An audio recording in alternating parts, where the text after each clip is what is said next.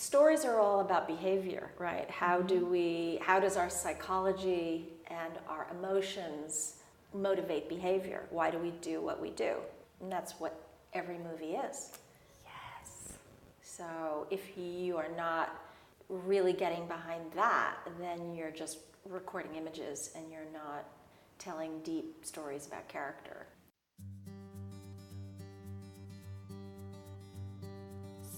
You're listening to The Other 50%, A Herstory of Hollywood. I'm Julie Harris Walker. This is the podcast where I talk to successful women in entertainment and hear their stories. For this episode, I got to speak with Rachel Feldman. Rachel is a director with more than 60 hours of television under her belt, and she's currently developing a film about Lilly Ledbetter. And you have known her your whole life as the voice of Lucy on the Peanuts cartoons. You can find us at theother50%.com for added features, photos, show notes, and the merchandise. And you can listen on Apple Podcasts, Stitcher, Podbay, and now on YouTube. Please subscribe and leave a review wherever you listen. And since podcasting is a word-of-mouth thing, please tell all your friends. And I have another podcast called The Other 50%, A Herstory of Tech. You can also find it on Apple Podcasts, Stitcher, or on the Other 50% website. And that's where I talk to successful women in tech and hear their stories. Okay. Here's Rachel. So what do you do? I'm a filmmaker. I'm a writer and a director. I usually put them in the opposite order, but these days I'm actually writing more than I'm directing. I'm a storyteller and a visualist and an emotionalist and a carrier. I've never heard that word before. What do you mean by emotionalist? You know, stories are all about behavior, right? How does our psychology and our emotions motivate behavior? Why do we do what we do? And that's what every movie is. Yes. So if you are not really getting behind that, then you're just recording images and you're not telling deep stories about character. And that's my goal, is to tell deep stories and go places where not everybody has gone before. I love classic structure. I love classic looks of films, but I'm always trying to subvert and excavate and explore new territory of our humanness. That is kind of the whole point, isn't it? Isn't it? I mean, what's a point of view if it's not that? Yeah.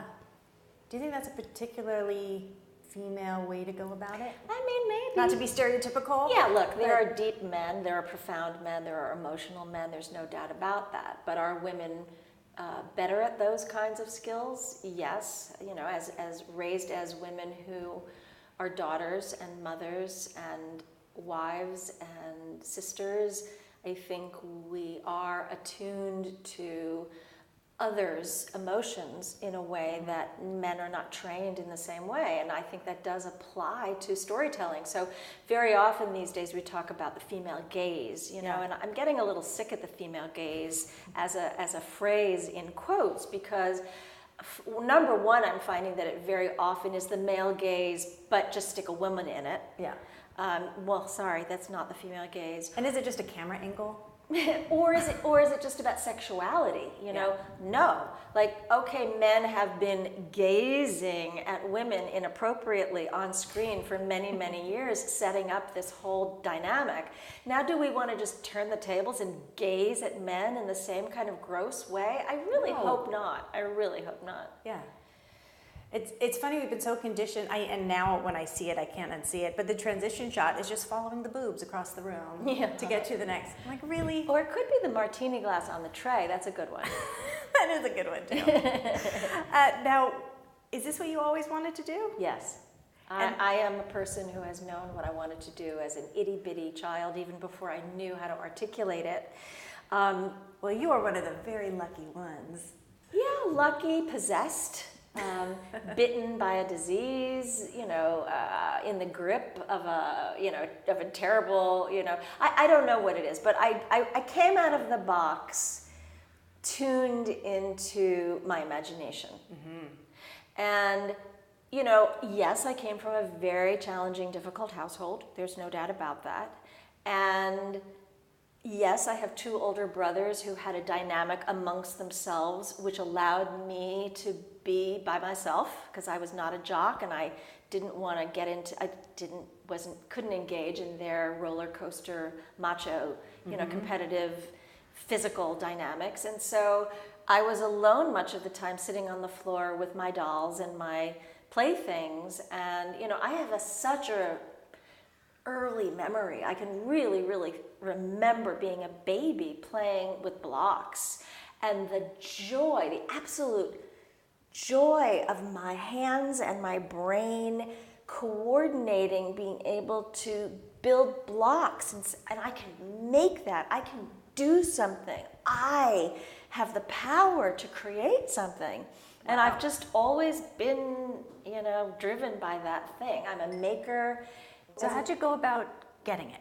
Okay. How'd you go about learning the craft, getting in? Yeah, so I had a stage mother who was obsessed by the movies of her generation. So she grew up in the 40s and 50s, and this was before there were DVDs, and the only way to see sort of the classic movies was to wake up in the middle of the night and see something that was programmed on, New York television at 2 or 3 o'clock in the morning, and my mother would wake me up and say, you have to see Now Voyager, or you have to see How Green Was My Valley, or you have to see, the classics that she adored. And so I grew up loving movies. Yeah.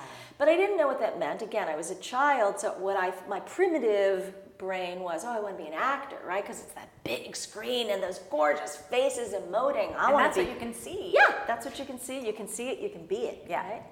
So I wanted to be that. And so my mother took me into New York City. We lived in Westchester County. We lived in the Bronx and then Westchester County.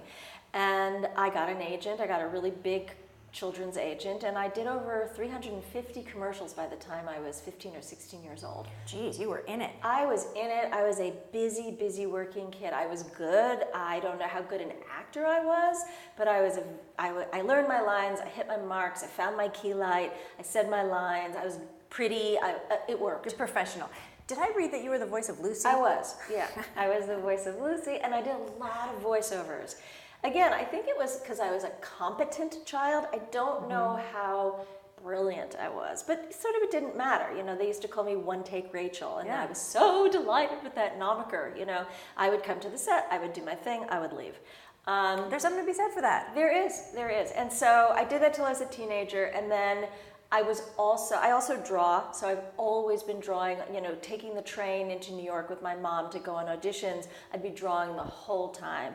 And I loved comic books, and so I was, sort of emulating comic books, and what I didn't really realize is that I was a born storyboard artist, which I later on used as a skill, because if you draw and you love movies and you read comic books, you're a storyboard artist. Exactly. That all goes together. Yeah, and so I was always drawing this big dark rectangle around my pictures, and I was always telling these sequential stories. My mother would call them my stories, and I would enumerate them 1 through 10, and it would tell a whole story. So by the time I was a teenager, I no longer wanted to do that. I was competing with girls who were beautiful and thin with gorgeous hair and, gorgeous skin and gorgeous teeth.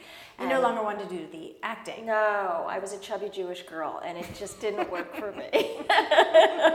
So I didn't want to do that anymore, and that was fine. And I, wanted to hang out with boys and girls and do the thing. Have a life. Have a life as do a high teenager. school, go to the prom. Smoke a lot of pot and do all that. So I did that, but I also continued to draw, and I went to Sarah Lawrence as undergraduate, and I studied art and I studied theater. Neither one were great homes for me, but I had those inclinations, and it wasn't until I was a senior at college that I read an article in the New York Times about European women filmmakers, about Agnes Varda in particular, and Lena Wertmüller, and I thought, oh, sort of the nickel dropped. I had a little epiphany. I thought, that's it. I can do that. I can do that. Working with actors, working with images, working with story, that's kind of what I've been looking for. You get all the pieces. Even though I'd been on sets all my life, it had never occurred to me because I'd never seen a woman director, right? It really didn't occur to me. So I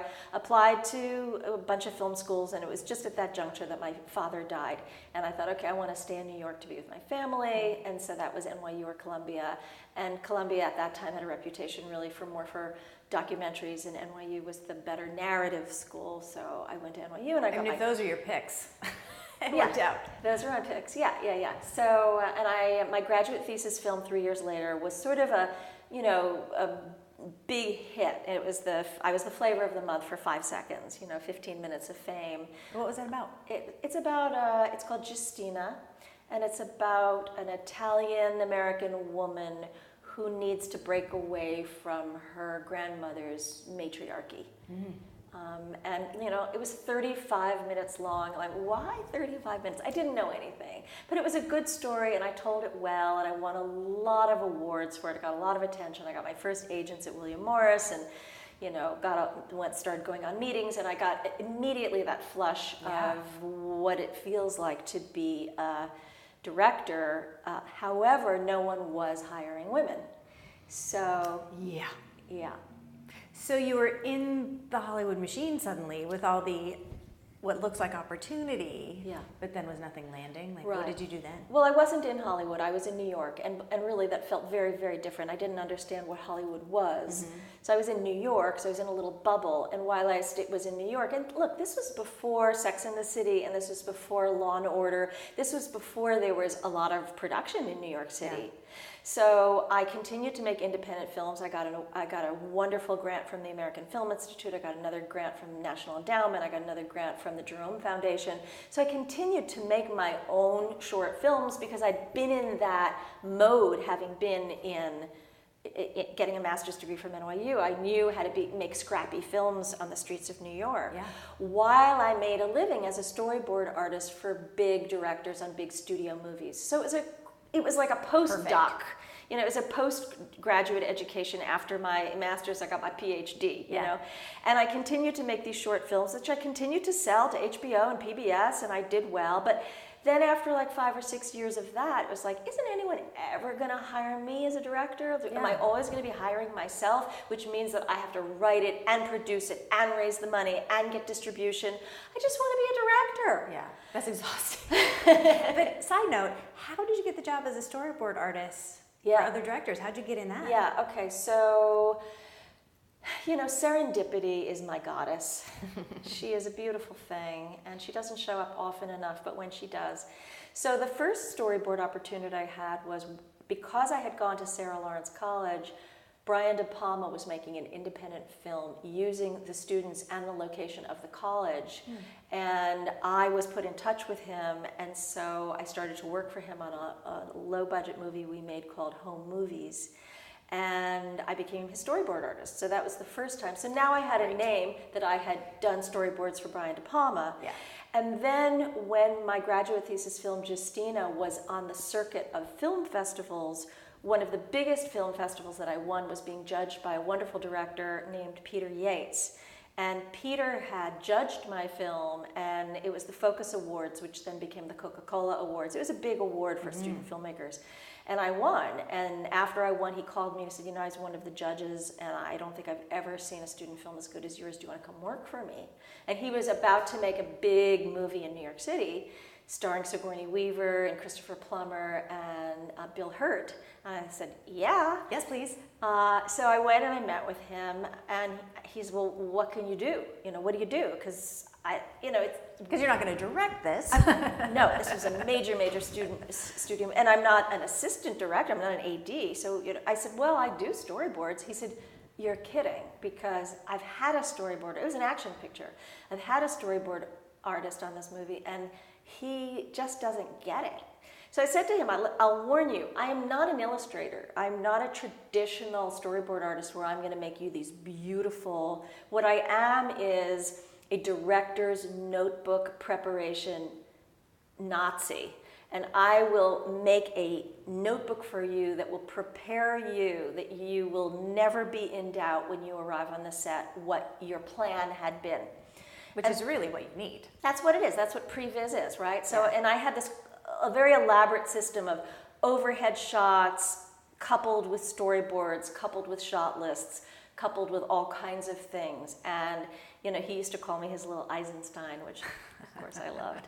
And so you really prepped his movie for him. I did. I prepped, well, you know, we would sit in a room together. It was a great education for me because, you know, these brilliant directors would call the shots. Okay, I'm going to have a this and I'm going to have a that, and then I'm going to use a this lens and I'm going to use this kind of a dolly. Like, and I was able to say, like, why this lens is over that lens, or what's this dolly, why is that better than this dolly? And it was just a fantastic education. Incredible. Yeah.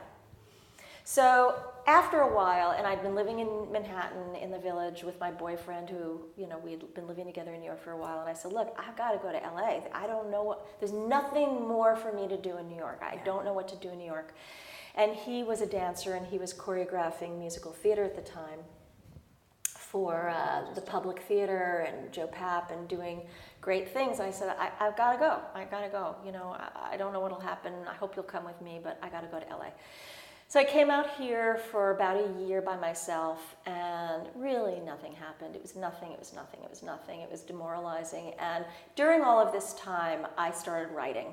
And I was a very insecure writer. I didn't really think of myself as a writer. I had a very highly successful uncle who had been an early radio and then television and screenwriter. And so in my family, he was a blacklisted writer, Mac Benoff, and he wrote early comedy. He wrote The Danny Thomas Show, and he worked with Norman Lear, and you know, he was very handy. It wasn't handy in that it didn't help me in any way. He was gone by the time I came out. He was dead by the time I came out here, and I'm not a comedy person, so. But it was more of a hindrance because I thought, you know, writers, I held them up to this, that was my uncle, you know, I could never do that. It's impossible. It's impossible for this little girl to write anything good. But I started writing, and I actually had good beginner's luck. I optioned my first screenplays right out of the box, and I became attached as the director. They didn't happen, but that was sort of how I got my first glimpse of hope, was actually as a writer. And then I got married, my husband came out, we started to have children, and I got very lucky again, you know, serendipity is my goddess. Stephen Bochco saw a short film of mine and invited me into his office and said, why don't you come direct for me? And I said, yeah, why don't I? And so he gave me my first slot, which was Doogie Howser, and, you know, I was kind of launched. You know, okay, fantastic. I directed an episode in television. So this is 1993. And how many women were directing TV at the time? Not a lot, not a lot. And, you know, I went to the Directors Guild and I tried to find other women to connect with, to form a community, to raise our voices about how limited our experience, our opportunities were. And there were, number one, not a lot of women, and certainly no other women that I could find who wanted to be as vocal as I did. That took a long time for me to find. People are very fearful, and women in particular, because it was so hard for us. I think they really believed, and I think some still do believe, that by raising their voice, they're in some way injuring their career. I think that's so much less and less. I think now, you know, the young crop of women directors coming up now are very brave. Yes. And it's fantastic. It feels like it's shifting so much and so fast. Absolutely, absolutely. So, you know, my career as a television director has had several really wonderful, momentous years where I would do 4 or 6 episodes a season, season after season after season. But without a mentor to guide me, not that I would have listened to this advice anyway, you know, life happens, right? I've had 2 children and they're 8 years apart.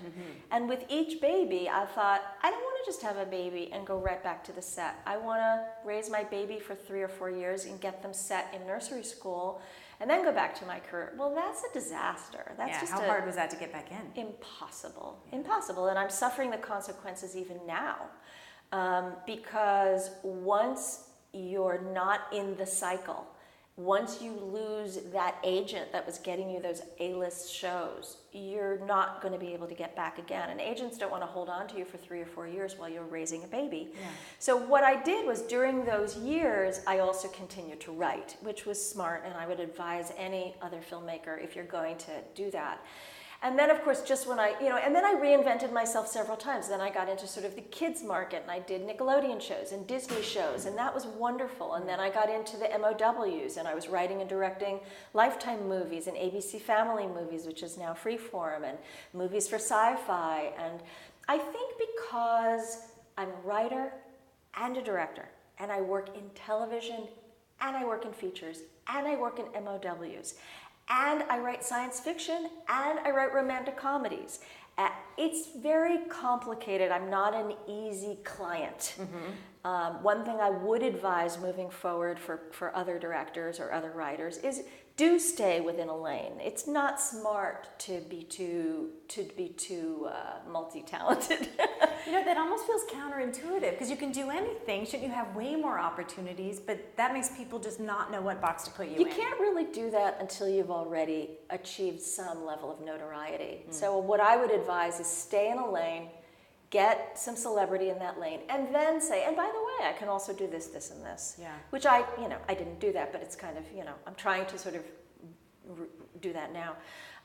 Did you marry the guy who was the dancer in New York? I did. We've been together for 42 years. Oh, well done. Yes. It's like 1 million in Hollywood years. We met when we were undergraduate school. And then how did you negotiate the child rearing of it all? Well, our plan, and I say this and I say ours. I was listening to Patty Jenkins speak in a living room recently. I had the opportunity to sit with her.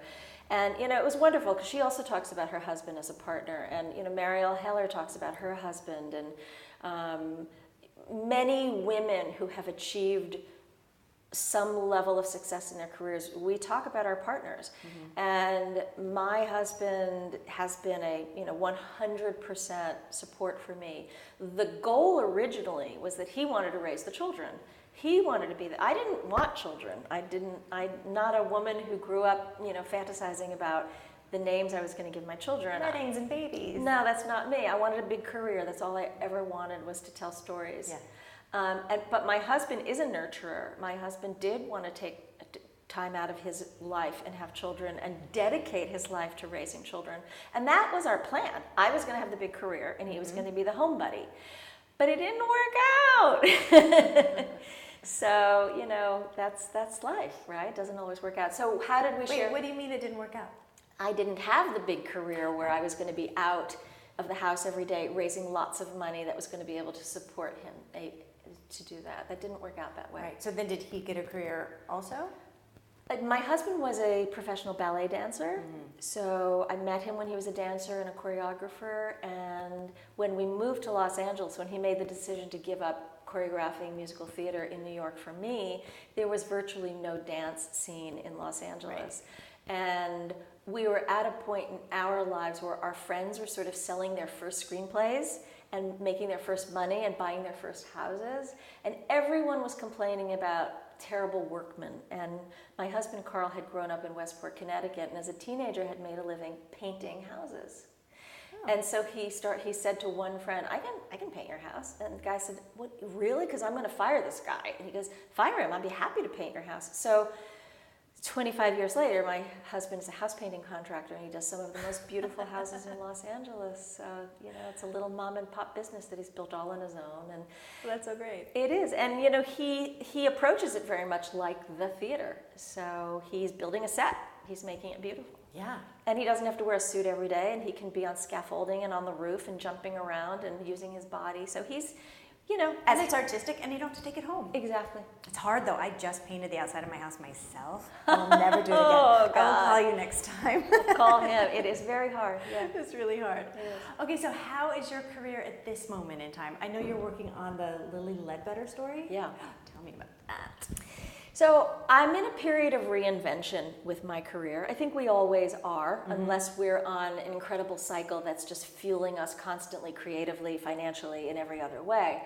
But I'm in a period of reinvention, and I'm very happy to say that I'm succeeding and seeing progress. So I lead with my passion project, which is a feature film. It's a political thriller that's based on the remarkable life of fair pay activist Lilly Ledbetter. Yes.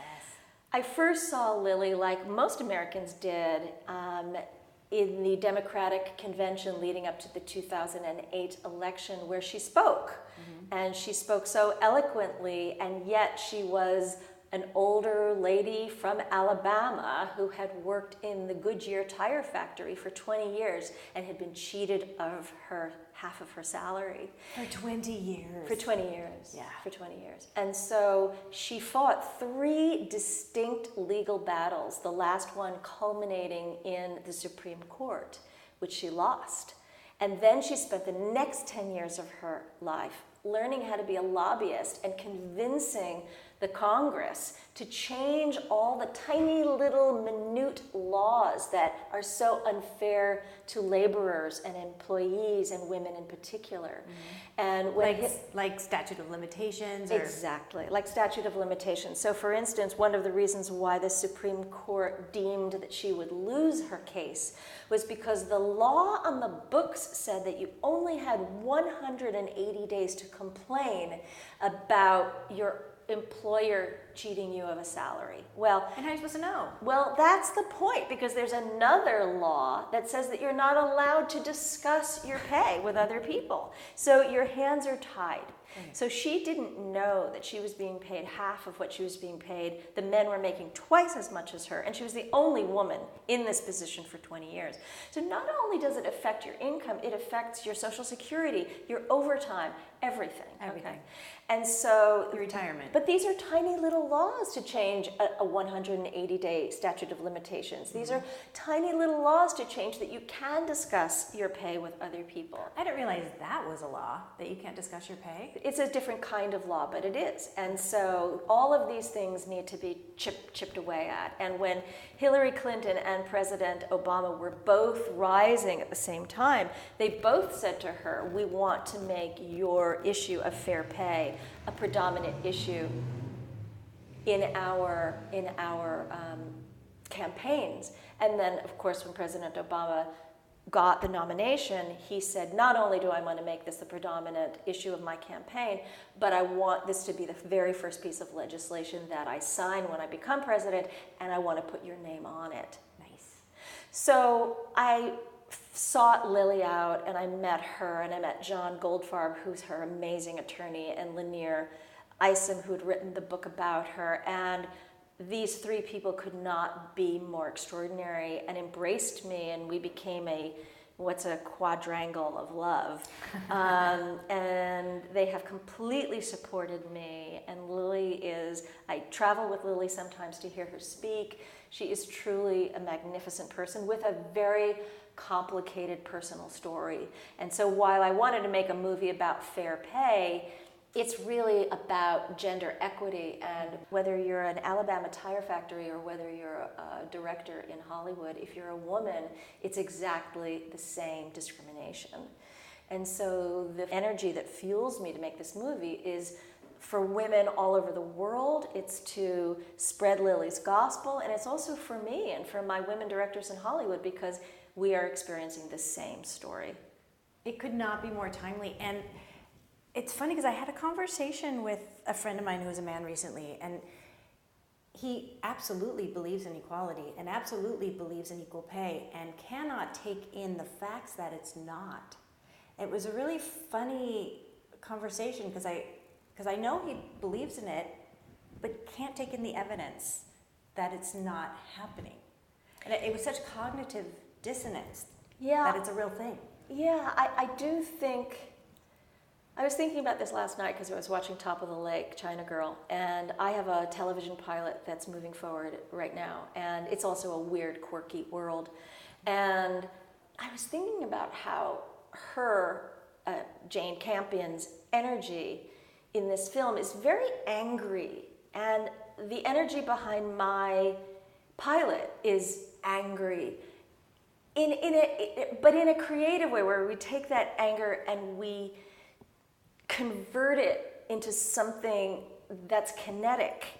And I think you have to have lived in our shoes, to have been little girls where people were inappropriately pinching our tushies and our cheeks and touching our baby bumps and saying ridiculous things like, oh, we already had a woman director this season. We're done. Or the myriad millions and billions of experiences that we as women have, these microaggressions that we have every single day of our lives. You can't even list it. And I don't think men, they don't see it because they don't live it. So that's, They don't see it. So they can't believe it. It's a really funny thing. Right. So what stage of production are you in? So I have been shepherding this project for nearly 5 years. And during that course of time, I've had 3 different sets of producers. The first 2 sets of producers were not positive experiences. And my most recent producers are unbelievable, and they're wonderful, and I feel like I've really found my people. Right. And they love me, and I love them, and they completely get my project. The thing about producers who make motion pictures is that there's a very prescribed way that they believe that movies get made. Mm-hmm. And that prescribed pattern must engage a top movie star that has foreign sales appeal. And when you start talking about women, the list of women in this foreign sales appeal list becomes very small. There is an actual list, isn't there? Well, it's a different list for every movie because, your movie might need this skill or this talent or this age or this whatever. But my lists were never given to me by someone else, they're lists that we create. The issue for me is that Lilly's story, I have so many things going against me, right? I have a female protagonist. I have a political story. I have a Southern story. And I have a story about an older woman, okay? And about gender disparity. Well, I put that in the category of politics, but yes, a movie about feminism, and I'm directing the movie, okay? Yeah. And I'm a woman director who is not celebrated, who is not well known and famous. So how many wars do I want to wage, right? Because I have to pick my spots. Mm-hmm. And so what my producers tell me is that the older actors that we would go for, short of Meryl Streep, and she's sort of ungettable, is we have to go to this list of actors, and they're all in their late 30s and early 40s. And that's really interesting for me because I want to say no, even though they're wonderful actors and I'd love to work with them. But on a creative standpoint, I think, God, we need an actor in her 50s and 60s. But I have to get my movie made. Yeah, so do you want to err on the side? It's like, in business when you ask, do you want to be right or do you want to be effective? Yes. Yes. So I love my producers and I trust my producers. And it's out now to a wonderful actor, and if she says yes, it'll be a dream come true. Is she too young? Yeah, sure, but but Lilly was that age at some point. Well, she was at that point, and the way that I argue the case is that the story can be the same as long as the age of the actor is sufficient to supply that she's worked at Goodyear for 20 years. Yeah. So, she could be 37 really, because in Alabama, they can start young. I mean, there are all these other variables like Lilly. It was very important to Lilly to actually not go to work as a night supervisor until her children were older. Mm-hmm. In fact, one was already in college and one was in high school because she didn't want to leave them during the day. And that's an important story point to her. But again, how many of these wars, battles can I fight? So we'll see. So things are good. I have wonderful producers. The agencies are very excited about attaching remarkable talent. And it's just a question of the right person saying yes. And as you said before, it seems like the perfect movie for the perfect time. Yes. So we will find our actor and we will make this movie. Yes, I believe you will. Thank you. Now, I read that you wrote an article about that Maureen Dowd article in the New York Times a couple of years ago.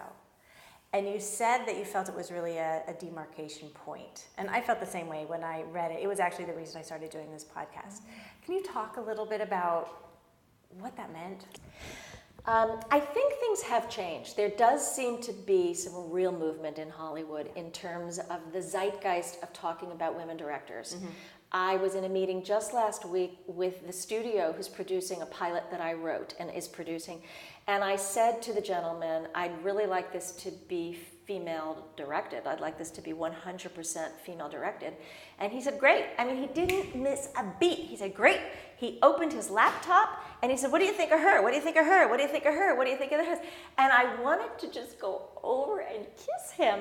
I mean, I've never been in a room like that. So for a variety of reasons, you know, again, another war, another battle I don't want to fight. I will not be the director of the pilot of this episode. I am attached when the series goes to direct a substantial number of the episodes. But a director pilot in the television world is a very narrow view. There's only a handful of directors who are known to direct a pilot. Again, this is another ridiculous thing that we need to break down that wall at some point, but I'm not going to do it right now when I have a television series that's about to go. So pick your battles. Pick your battles. So he immediately said, you know, I love her, I love her, I love her. And I said, well, I don't know if you know this about me, but not only am I a director, but I am a former chair of the Women's Steering Committee.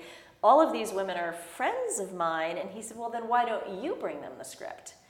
And I thought I could think of nothing more delicious in the world. So I sent the script to my first choice, and she's reading at the moment. And I mean, I'm thrilled. I'm excited. So things have changed. Yeah, that's a shift. That's a shift in my own personal life. Like, we're not talking about politics. We're not talking. That's a shift in my life, and I'm exhilarated over this. It's really exciting. But in the meantime, I am still asked to shadow on shows. Are you kidding me? No, I'm still asked. I mean, I'm in the process right now of finding new representation, and I spoke to an agent just the other day, and she said, are you willing to shadow? And I want to say no. I want to say no. But you can't say no. Or can you? I don't know. I mean, I shadowed as recently as 6 months ago on a show where they promised me that I would get the show if I shadowed. And I went, and not only it was like the head of this department and that department and this department, old friends of mine who spoke to the producers and said, why is Rachel shadowing? But they didn't hire me. So now... Did you not shadow right? I maybe didn't shadow right. I don't know. I don't know. And that's not the first time that has happened. So I don't know what the answer is. I mean, I'm going to have to keep saying yes, I suppose. Like, whatever will make you comfortable to let me in there and do it. Well, what I try to say is, I will shadow if you pencil me in, right? Pencil me in. Let me shadow for an episode. Let me shadow. If I do something wrong, if you don't like me, if somebody... Fine, you erase me, okay? But if everything goes well, it turns into ink, and I get my job. Yeah, it's not shadow based on maybe someday. Exactly. And that seems to be a very fair way to go, but no one wants to do that. I've done that in the past, way in the past. People used to do that. Like, well, we don't know you, you don't know our show. Okay, cool, I'll come, I'll get to know your show, you'll get to know me. And then I used to get the jobs that way all the time. Yeah, I mean, I get the show up, learn everyone's name, see how the set runs. Get to know people. Sure. That seems fair. Absolutely. Absolutely. So what do you make of all the diversity programs that are now in place to get women in the funnel? I think what Ryan Murphy and Tanasa Popa have done is remarkable because, it's one thing to talk the talk, it's another thing to walk the walk. Yeah. And they have created a program that is funneling women into jobs. And that's the bottom line. So that's remarkable. The fact that Ava DuVernay, 2 years ago said, I want to create a show with all female people of color, and how do I do that? And picked up the phone and called a bunch of people and made her own list and met a bunch of women and said, oh yeah, you seem cool, I like you, you could do it. It wasn't, let me examine every experience you've ever had, and do you have the exact right qualifications? Because we will never have the exact right qualifications, never. Most of the women, it's completely ridiculous when hiring a director, just like actors, to expect that what you want them to direct is something that they have already directed. We're artists. The purpose of our jobs is to be facile.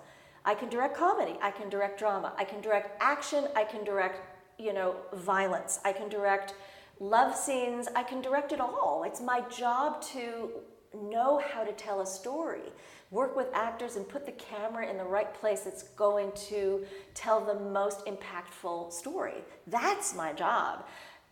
Oh, she's never done green screen. You know how easy it is to learn how to do green screen. Oh, she's never worked with Karls stunts before. Do you know how great the stunt coordinators are, who will teach a director in 5 minutes and make sure that everyone is safe and everyone knows what's going on? I mean, there are experts. We work in an industry of geniuses, of these incredibly technical geniuses. I don't need to be a technician. Right. In every level of I only need to know how to tell a story. I need to know how to work with actors. I know how to control a set, and I know how to use the camera to visually tell that story. That's the scope of my job. Everything else can be learned, but producers often will create all of these obstacles.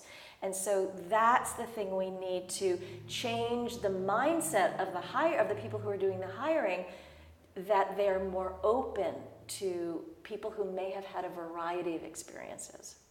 And does it feel like that criteria is different for women than it is for men? Sure. I mean, look at all the examples of men who've done one little thing and are immediately thrust into a big budget movie. I mean, I'm not going to name names, but the list is long. We know who they are. The list is long. We don't even know who many of them are because the list is so long. Yeah. And, there's an expression or a cliche. I always mangle it. I never get it right. But, a man is full of potential and a woman is a risk. A woman, and that's just. Or women are hired based on their experience. Men are hired based on their potential. Absolutely, absolutely. And so I love what Ava did, because Ava, what it comes down to is instinct. Yeah. Sit down across from a room with me. Let me read your script and let's talk about it. And if you can't ascertain from the conversation that we're having, and then maybe following it up with a call or two about people I've worked with before to substantiate those things, what more do you need? Yeah. You know an artist when you're talking to them. Yeah. You really do. Yeah. You can tell. I can tell. From where I'm sitting when I interview people, I can tell if they know what they're doing or not. Yeah. It's pretty simple. It is pretty simple.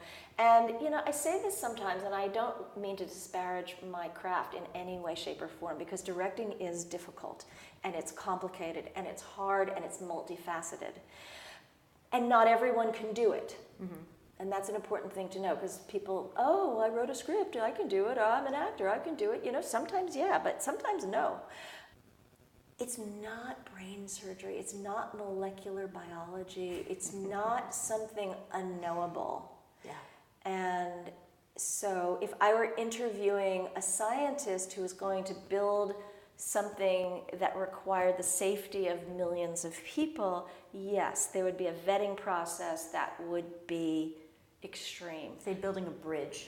Yeah. Seems important. Exactly, right? But and building a television show or building a movie is a kind of building of a bridge, but so many of the skills are readily available by just presentation, okay? Mm-hmm. So many of these obstacles are ridiculous. You haven't done a half an hour. You've only done a half an hour. You haven't done 60 minutes. You haven't done 90 minutes. You haven't done a comedy. You haven't worked with green screen. You've never worked with these actors. You've never worked with stunts. It's endless, right? You're on the verge of falling apart if you just have the wrong variable in this thing. Exactly. And that's why the many feature film producers still call me a first-time director. And I say, when I was young, I was too young. And now that I'm experienced and I'm a mid-career director, you want to call me a first-time director because I've never directed a movie that people need to spend $20 and sit in a theater for? What about movies of the week? I've directed a bunch of them. What's the difference? Why? It's so insulting. It's insulting. And so is shadowing, and so are many of these programs that are about training. And even my own guild, the programs for diversity are built around training. We're already in the Directors Guild. We are already trained directors. Why are you training us? Why isn't the program at the Guild more about requiring the hirers, the employers, to have a mandate to hire? Why is the focus coming back on us? There's nothing wrong with us.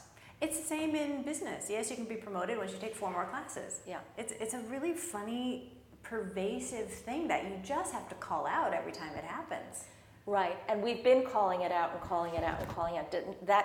That doesn't seem to be the fix, but we're getting somewhere. We are. I feel progress. There's definitely a change afoot. Yeah. We'll have to wait and see the numbers on the next report. What's your favorite thing about directing? What do you love about it? Gosh. Oh, I am a workaholic, and I'm a multitasker, and I love patting my head and rubbing my belly at the same time. It's a challenge. Every single day, every single job is a challenge, and I love challenging myself. Every time I have the opportunity to direct, the task obviously is to deliver the best whatever it is for itself, but I also challenge myself. What can I learn here? What can I do better? What can I experiment with? How can I experience this differently? So it's such a complex experience. There's kind of no way to describe it. It's just you're firing on all cylinders, and that's thrilling. Incredibly satisfying, it sounds like. Yeah. Are you a success? Am I a success? That's a complicated question. That's why I asked. Yeah, I mean, am I a success? I'm a successful human being. Am I a successful director? No, because my career has not allowed me to be the director that I was put on the planet to be. And it's sad. And I'm trying to challenge that, fix that, conquer that, change that before I'm too old. You know, I feel like I have some really, really good years ahead of me. You know, I have another decade or two where I can finally I bring together all of these skills that I have developed. I'm a machine.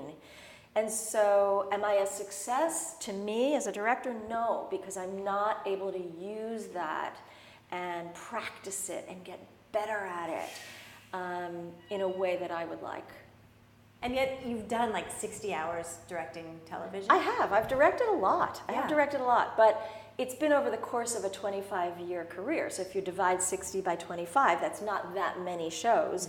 And they're in fits and starts. You know, I'll have a couple of years where I've done a lot, you know, and then a break, and then fits and starts. I've done a lot, and then fits and starts. And so there are men who have careers that ebb and flow, but don't have fits and starts, apoplectic fits and starts, right? So yeah, I have directed a lot, and you know, I do. To an outsider looking in, they go, "Wow, you're a veteran. You're an experienced director." But in my world, I can't get an agent to represent me. I can't get a job. It's crazy. It's crazy. That's the reality. Are you a badass?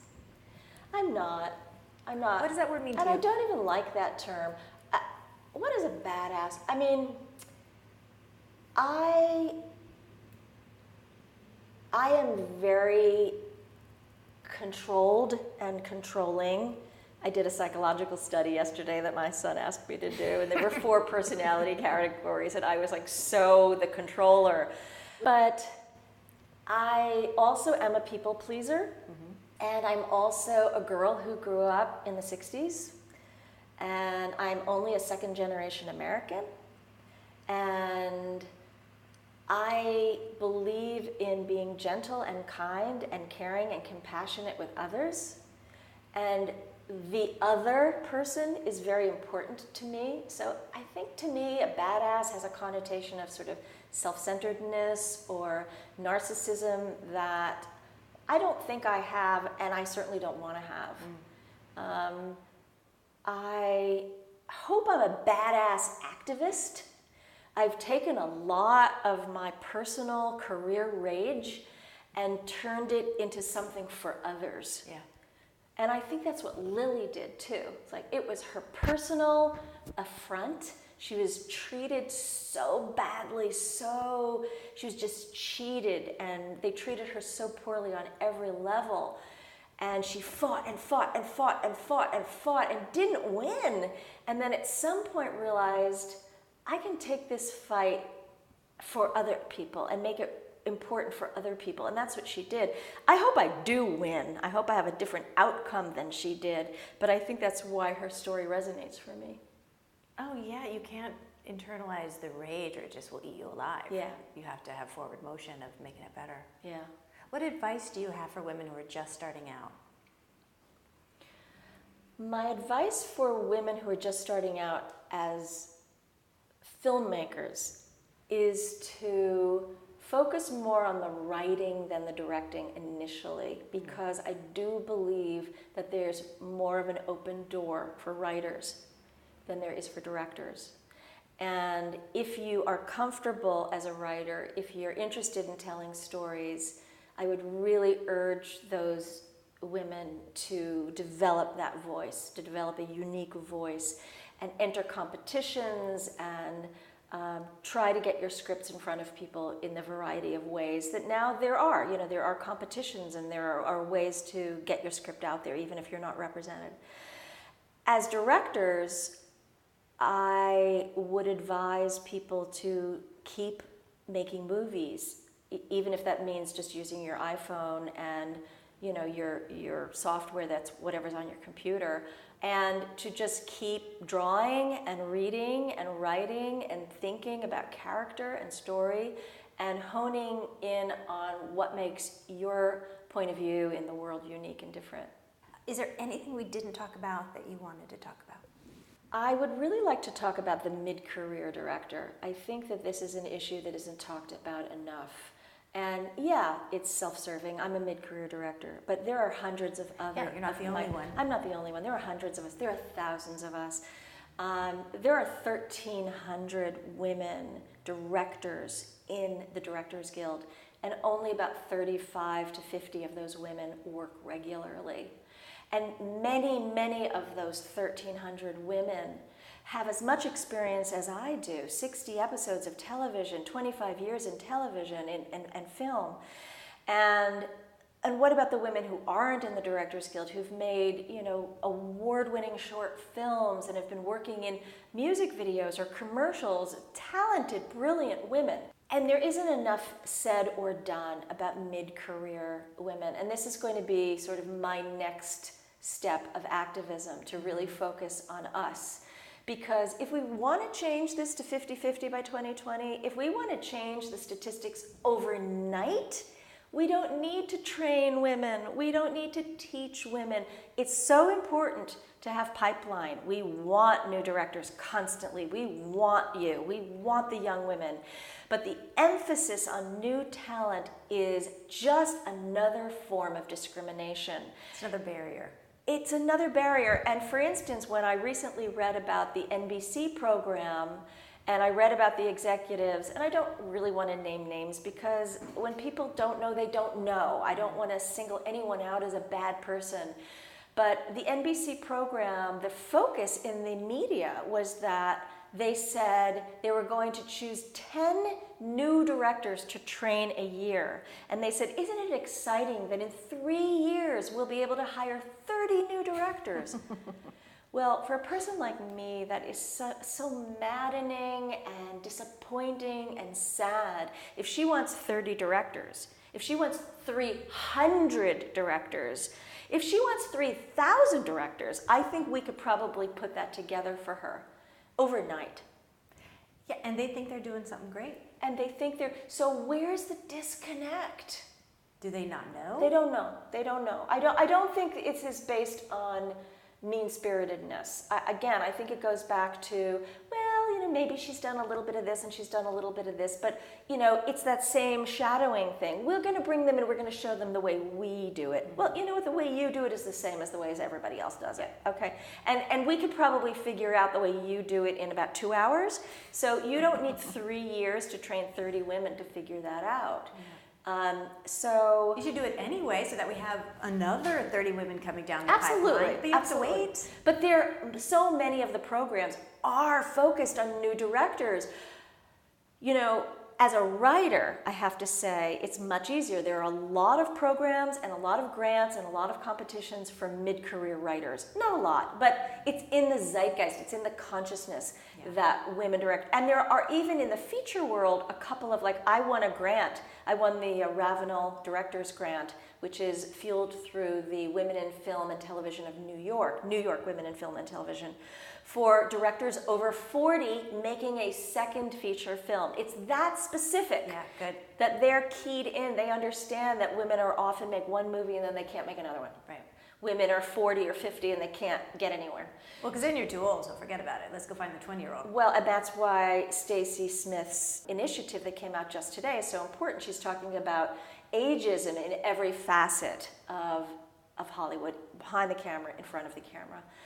These reports are so important that these social scientists, and she in particular, does. Yeah, she did so much good work. You can't argue with the data. You can argue with women's feelings about how they're being treated, but you can't argue with the numbers. And Dr. Lazan was the one who sort of started this a number of years ago, but Stacy Smith has really doubled up on that. And we owe a tremendous gratitude to these social scientists, these women who've dedicated their careers to creating data for us to substantiate what we already knew. Yes, it's so helpful. Is there anything else? Well, I'd like to sort of name names in that. So we talked about how Ava DuVernay and Ryan Murphy and other people have just done it. Mm-hmm. But there are, and I know that Paul Feig is very, has really done a lot to help women. And there are the actors now are really talking a lot about working with women directors, talking about how important it is. And I hope that the talk becomes the walk. But there are other people like J.J. Abrams. Where are you? Why aren't you creating an initiative? You and your wife are incredible feminists, and I know you talk about this. Why aren't you creating more opportunities for women directors? Just do it. Just do it. Just, anyone who has it in their consciousness and has the power, it's not hard. Mm-mm. So just do it. Just do it. Yeah. Ask for the list. Hire the women. Yeah. Thank you so much. Thank you so much. You've been listening to The Other 50%, A Herstory of Hollywood. I'm Julie Harris Walker. I'd like to thank Rachel Feldman for sharing her story, and special thanks to Jay Rowe, Danny Rosner, and Allison McQuaid for the music. Please find us on Apple Podcasts, Stitcher, or Podbay, and subscribe and leave a review. And of course, on our website, theother50%.com, all spelled out, for added features, bios of our guests, pictures, and the merch. And now we're on YouTube, where you'll start to see some of these interviews on video. You can also follow us on Facebook, on Twitter at Other50%, and Instagram at Other50% Podcast. And don't forget to check out The Other 50%, A Herstory of Tech. Thanks for listening. See you next time.